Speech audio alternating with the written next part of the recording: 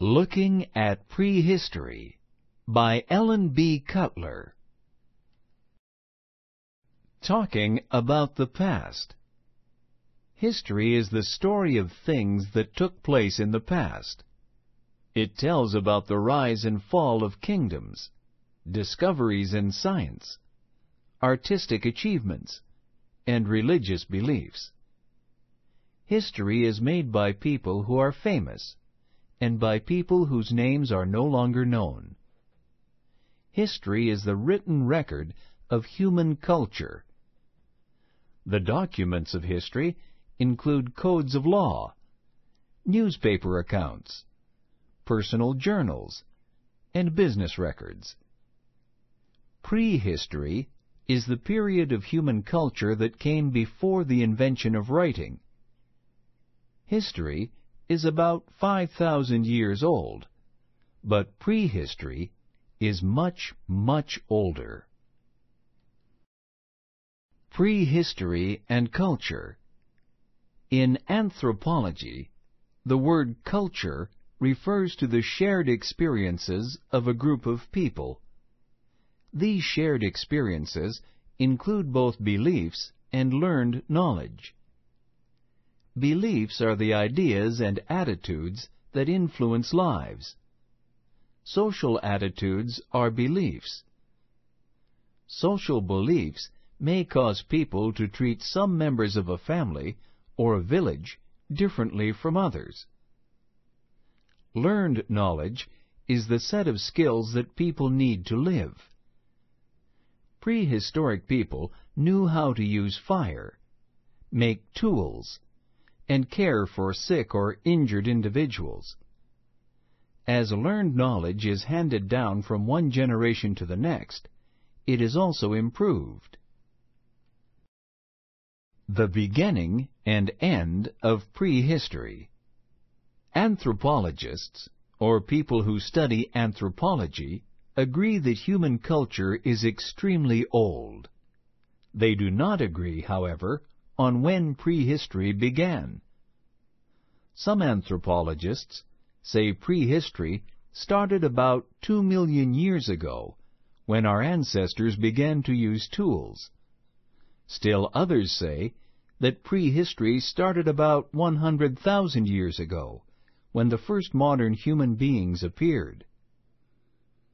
In general, anthropologists agree that prehistory ended with the invention of written language. Writing was invented, however, at different times in different places. Writing was invented in Egypt and in what is now Iraq about 5,000 years ago. Ancient China had a writing system about 4,000 years ago. The Aztecs who lived in Mexico 700 years ago never developed a written language, but they did use a system of simple pictures to keep records. Prehistory and the Age of Stone. Prehistory is divided into 3 ages: the Stone Age, the Bronze Age, and the Iron Age. Many scientists disagree as to when each of these ages ended and the next began. What they do agree on is that our prehistory took place almost entirely in the Stone Age. Early Stone Age peoples were nomads who traveled from place to place with the seasons. They collected fruits and nuts and hunted animals. They made tools from things that were easily carried, such as stone, wood, bones, and shells. Late Stone Age cultures discovered agriculture. People in these cultures raised cows, horses, goats, and dogs. They grew grains and other plants. At the end of the Stone Age, people settled in villages. Some of the villages grew into cities. Metal technology marked the end of the Stone Age. At the end of the Stone Age, people learned to heat copper ore to get copper metal. In the Bronze Age, they melted copper and tin together to create a harder metal called bronze. The Iron Age followed the Bronze Age. The Iron Age began about 3,000 years ago. Iron is a stronger metal than bronze, but it is more difficult to work with. Iron tools and weapons were stronger than bronze items and lasted longer. Moving from one age to the next. Knowledge of metal technology often passed from one culture to another. Some peoples were introduced to iron without ever having learned about bronze. Some Stone Age cultures survived so long that they jumped directly into the modern era when they came into contact with European explorers.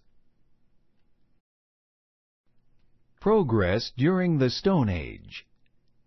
The Stone Age lasted about 2.5 million years.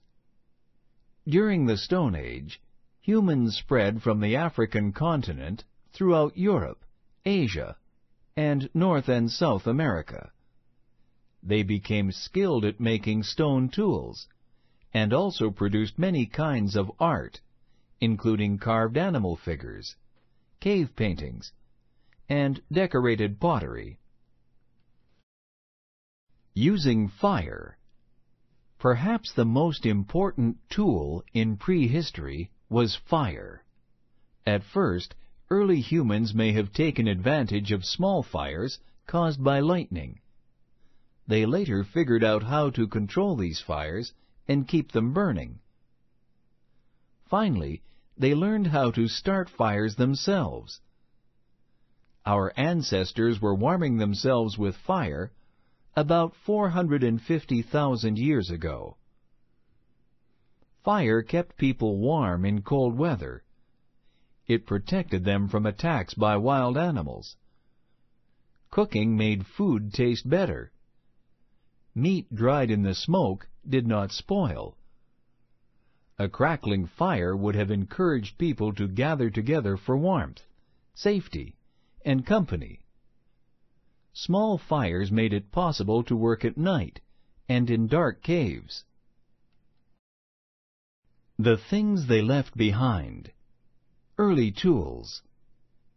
Archaeologists study prehistoric cultures through the artifacts they left behind. The oldest artifacts are made from stone. The first tools were axes, scrapers, and knives. They were made from large pieces of rock that had been broken to produce a sharp edge.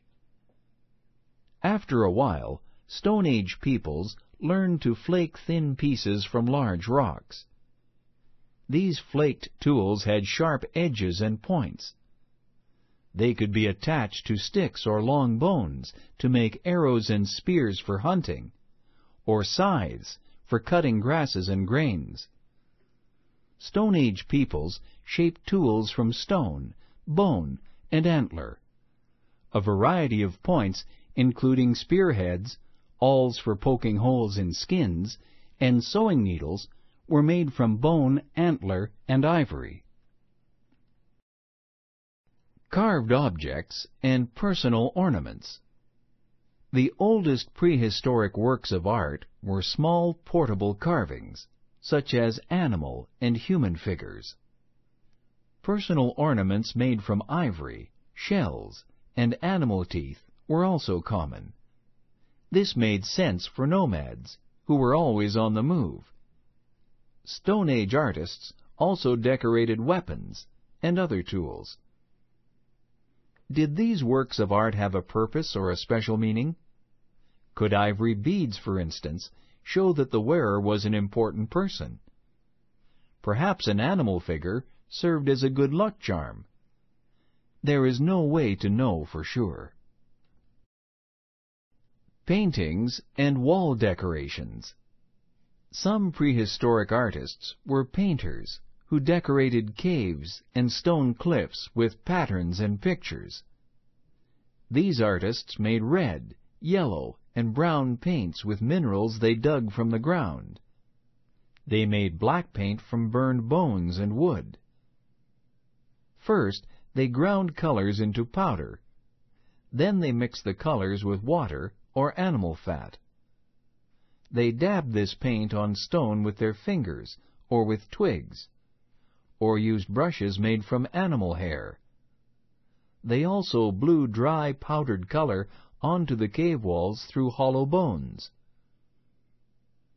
The paintings show a variety of animals, such as wild cattle, horses, lions, deer, woolly mammoths, rhinoceros, and goats. Human figures are rare, but the outlines or prints of human hands are common. Patterns of dots, lines, and spirals decorate some of the caves. Why did they paint in caves? The purpose and meaning of these paintings are a mystery. The caves would not have been good homes. They are dark, damp, and hard to get to. Pictures are often high up on walls and very hard to see.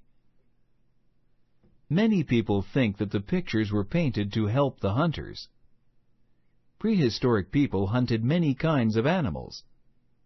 Other animals appear in the paintings, such as the rhinoceros, but they were not usually hunted for food. The cave paintings at Chauvet, France, show images of rhinoceros fighting with each other. Perhaps some animals in the paintings represented spirits that Stone Age peoples feared or worshipped. Perhaps the caves were used for religious ceremonies. Some scholars share the idea that the cave paintings are records to help people remember important ideas and events. When looked at from this point of view, cave paintings are like written records. Who made it, and when? Archaeologists have to decide when an artifact was made. In order to determine this, it is important to know exactly where an object was found. Doing the dig. The first step in studying artifacts is to collect them. The excavation site where archaeologists find objects is called a dig. Each dig is set up so that archaeologists can record exactly where each object was found. The ground is made up of layers of dirt, stone, and other material. The first clue about the age of an artifact is the age of the layer of earth where it was found. At the dig, archaeologists make a map of the area. Then they divide it into small sections called units. Each unit has to be searched slowly and carefully. While some dirt can be removed with shovels and machines, most of it is cleared away with brushes and tiny tools. Workers are careful not to break or scratch precious artifacts. How old is really old? Carbon dating is another way to determine how old an artifact is. All living things contain the element carbon. One kind of carbon is called carbon-14, or C14. As long as a plant or animal is alive, it has C14 inside it. When it dies, the C14 starts to disappear. Scientists know that it takes about 50,000 years for C14 to disappear from a dead plant or animal. If the C14 is all gone, then the object is at least 50,000 years old. Carbon dating cannot be used on stone, but it can be used on paint or animal blood that is stuck to the stone. If a cave painting, for instance, has black paint made from burnt wood or bone, a scientist can measure the amount of C14 in the paint. This is how archaeologists decide how old a cave painting might be.